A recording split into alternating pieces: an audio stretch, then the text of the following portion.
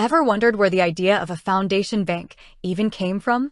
What exactly is a foundation bank, and who had the vision to create the very first one? We throw around the term quite a bit, especially in discussions about philanthropy and social impact, but the origins might surprise you. Think about it. For centuries, wealth accumulation and financial institutions were primarily focused on profit. Lending, investments, the driving force was often individual or shareholder gain. But what if you could harness the power of finance not just for profit, but for a specific charitable purpose? What if an entire financial institution was built from the ground up with the primary goal of supporting good causes? That's the core concept behind a foundation bank. Unlike traditional banks that serve the general public and aim to maximize profits, foundation banks are typically established and often wholly owned by a philanthropic foundation. Their primary function isn't to generate massive returns for external investors, but rather to manage and grow the foundation's endowment in a way that allows for consistent and impactful grant-making. They often have a deep understanding of the specific sectors their parent foundation supports, allowing for more strategic and aligned investment decisions. So, who was the pioneer in this innovative approach to finance and philanthropy? The answer takes us back to the early 20th century and across the Atlantic to Germany. The individual credited with establishing the very first foundation bank is Robert Bosch. Yes, the same Robert Bosch who founded the globally renowned Bosch Group, the engineering and technology powerhouse. Now, you might be thinking, Bosch? What does an automotive and industrial giant have to do with philanthropy and banking? Well, Robert Bosch was a visionary in more ways than one.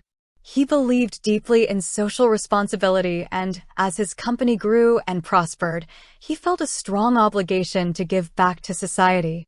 In 1964, long after Robert Bosch's passing in 1942, his estate established the Robert Bosch Stiftung, Robert Bosch Foundation.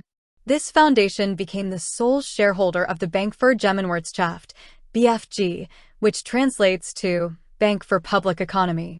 While the BFG wasn't solely focused on managing the Bosch Foundation's assets in its early days, its ownership structure marked a significant departure from traditional banking models. It was a bank whose profits, at least in part due to its ownership, were intended to serve the public good through the foundation's charitable activities.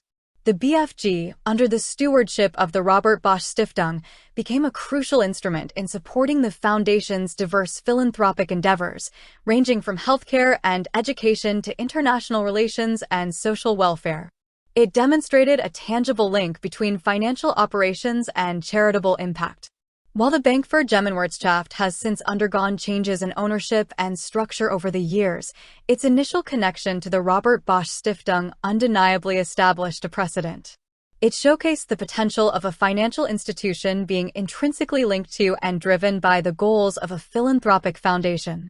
This model, though evolving in various forms, laid the groundwork for the concept of the foundation bank as we understand it today, an entity where financial expertise directly fuels charitable missions. The establishment of the BFG under the Robert Bosch Stiftung wasn't just about managing money, it was about strategically aligning financial power with philanthropic vision. It was about creating a sustainable engine for social good, a concept that continues to inspire and influence the philanthropic landscape globally. So, the next time you hear the term foundation bank, remember Robert Bosch and the Bank für Gemeinwirtschaft, the pioneering effort that first formally linked the worlds of finance and large-scale charitable giving in such a direct and impactful way.